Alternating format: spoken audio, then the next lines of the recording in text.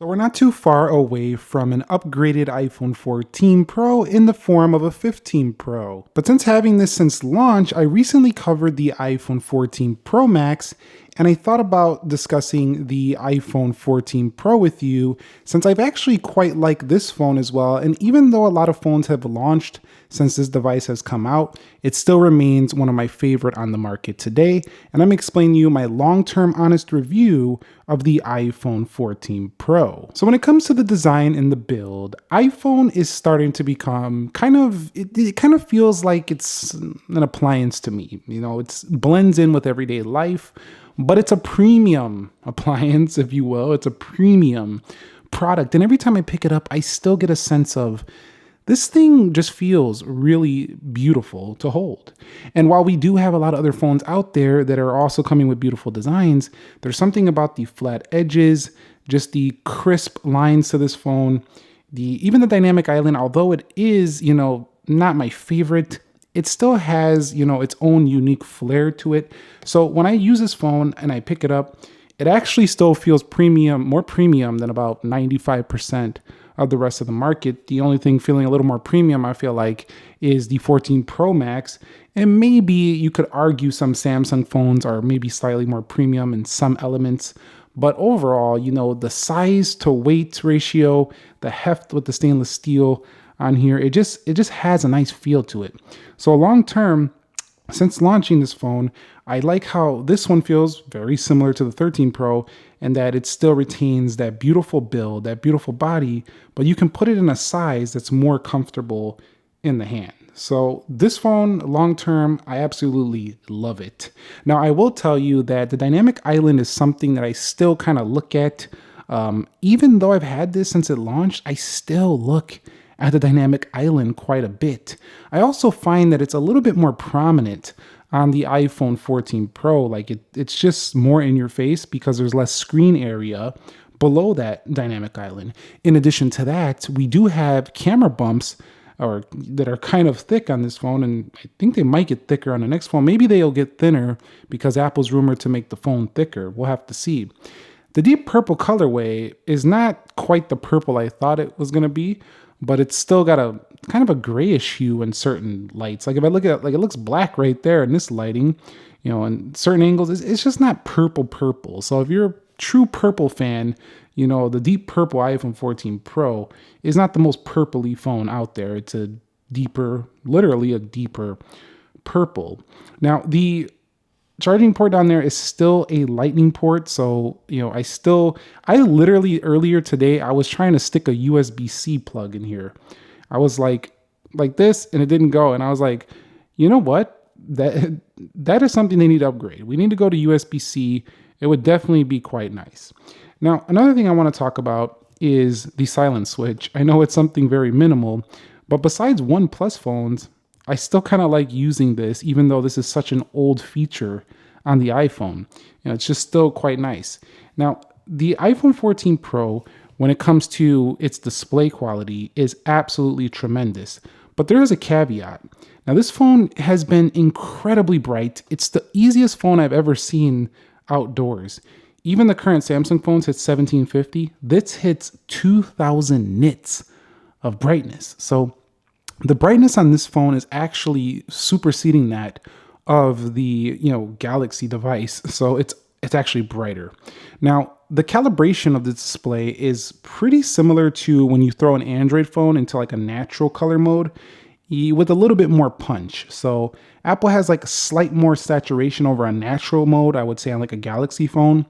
So it's kind of got a nice mix between a natural feel and a saturated look. So the iPhone 14 Pro really giving you kind of the best of both worlds.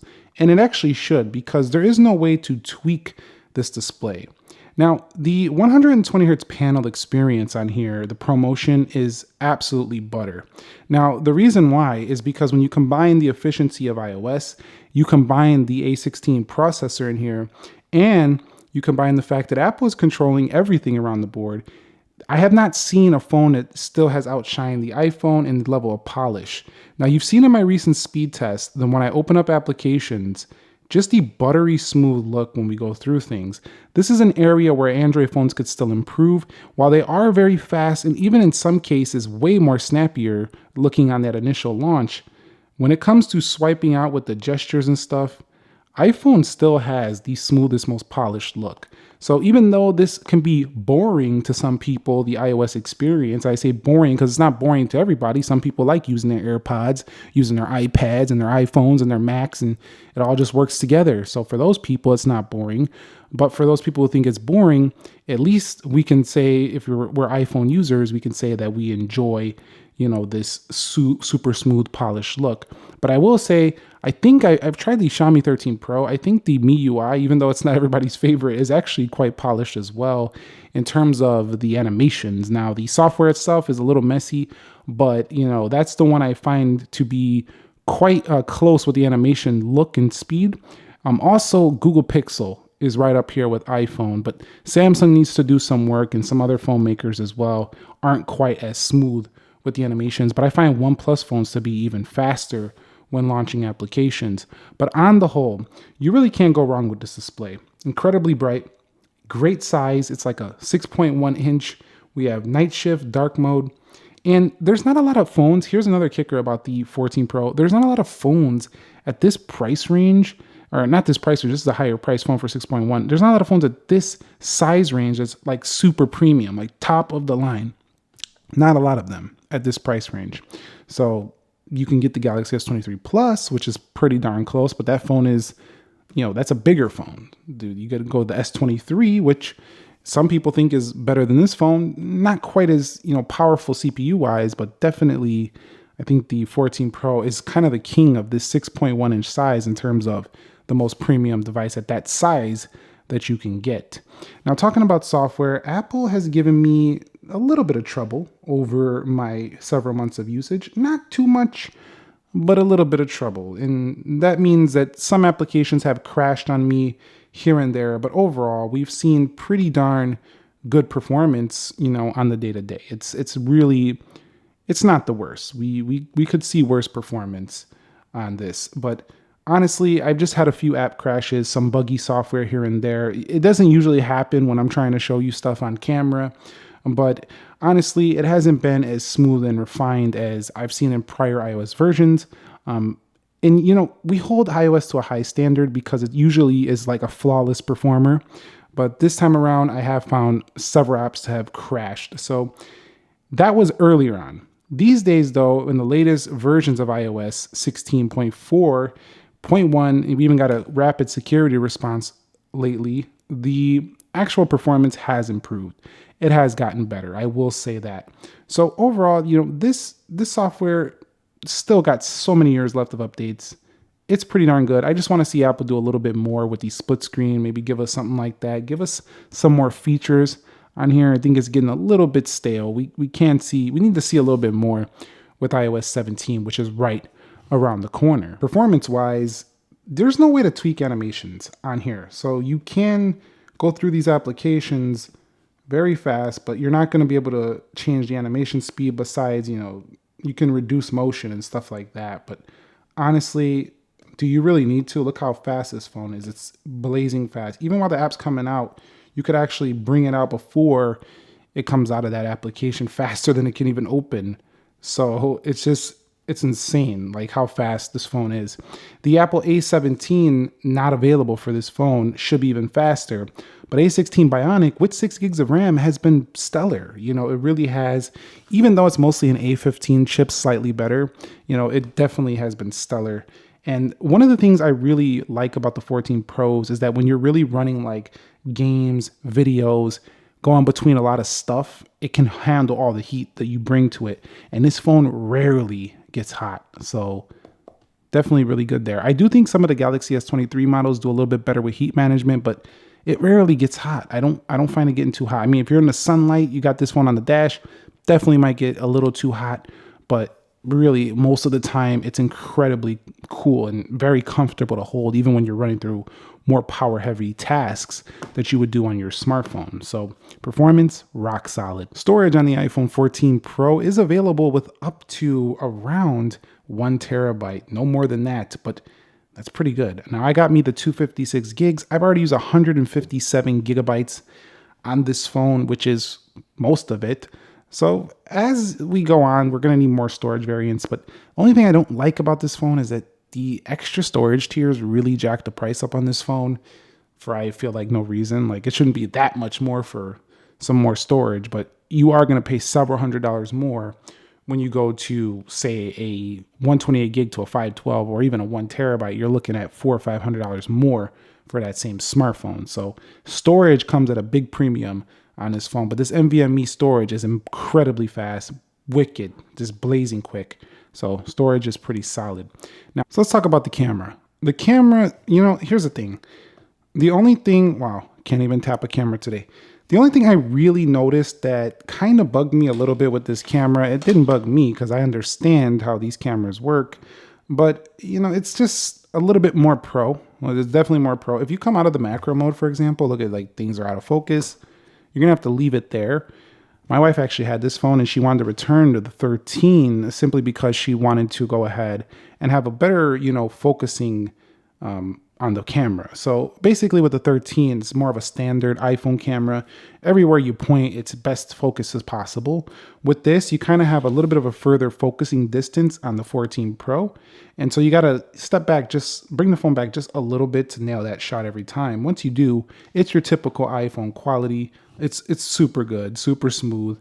And one of the things I am super missing when I use the 14 Pro is a zoom. They just need more zoom, straight up, on the iPhone. 15X is not cutting it. It's a solid amount, but it's not cutting it. Like, it doesn't go far enough, I feel like, for somebody who's really into photography.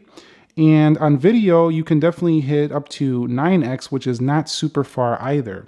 What I really love about this camera is 4K 60, 4K 24, just all the modes, and the video is phenomenal on the iPhone 14 Pro. Long-term review of it, I don't even crave. I literally do not crave a better camera. There's more zoom I would like, but these things feel like little jumps that really don't really enhance, my life too much, or maybe even your life, depending on what you're doing with your smartphone. But if you're really into zooming, there are other options out there.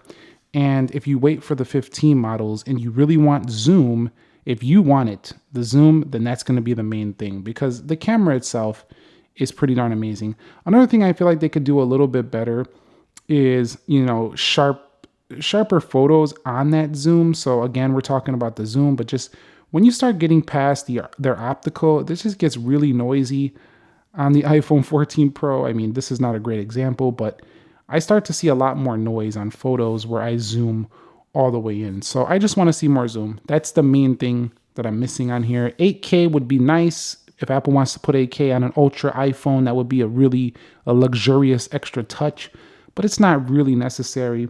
The front-facing camera is incredible on the iPhone 14 Pro. It's one of my favorite reasons to use these models, because these models do really represent the best of the best, I feel like, when it comes to nailing the skin tone, when it comes to giving you that type of photo, that type of video that you're looking for to just kind of match up, with reality, essentially. Like the rear camera, the front camera, they match up amazing.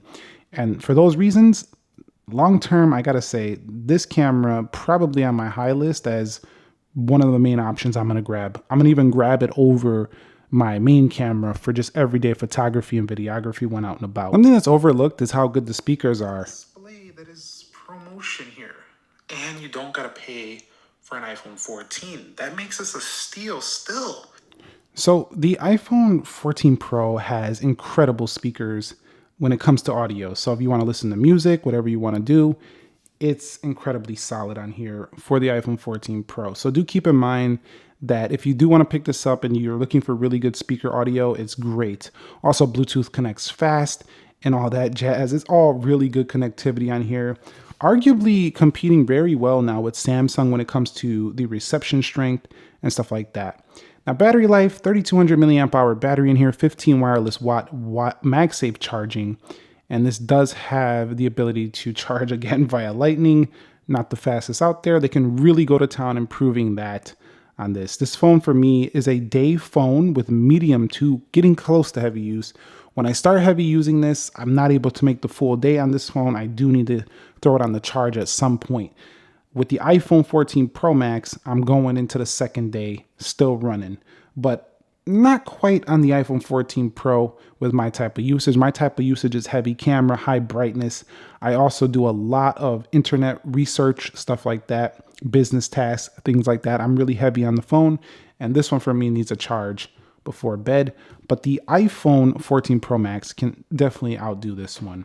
So the Face ID, on here is still nice. We still like that. Dynamic Island, I haven't talked much about it in this video. I talked about it earlier, but I don't want to harp on about it because it's kind of just fades in the background. We get calls, we get certain things here and there that pop up there, but it's kind of faded in the background. It definitely reminds me though that I'm on the latest phone. So that is something if you care about stuff like that, but it really hasn't been life-changing feature for me. Long term, I'm gonna wrap it up here with the iPhone 14 Pro. Honestly, we're getting super close to the 15 Pro, and I wanted to give this one last cover before we start getting into iOS 17, before we compare this to the iPhone 15 Pro. Should you buy it now? If you have that question, I would say wait to the 15 Pro unless you need an absolute flagship this minute. But still, I don't think anything has really knocked this phone off. It's where it's at. Like, I still think people would choose other devices that are cheaper, that are giving them premium specs just to save some cash. But in terms of being top of the line, Apple is still holding that area. They're still holding that premium segment down pretty good with the iPhone 14 Pro. So it's still playing in the big leagues right here. Even though it's not, foldable device, it's not game changing. It has super high brightness, super amazing video, great social media content creation tool, very good software, long support, blazing fast CPU, probably the most premium feeling phone at this size range you can hold in your hand. Not a lot of things are touching this phone out there. So definitely really good. Thumbs up if you enjoyed this video. Subscribe if you haven't already, and I'll catch you all in the very next episode. Thank you very much for watching. Nick here. Be sure to be well, and peace.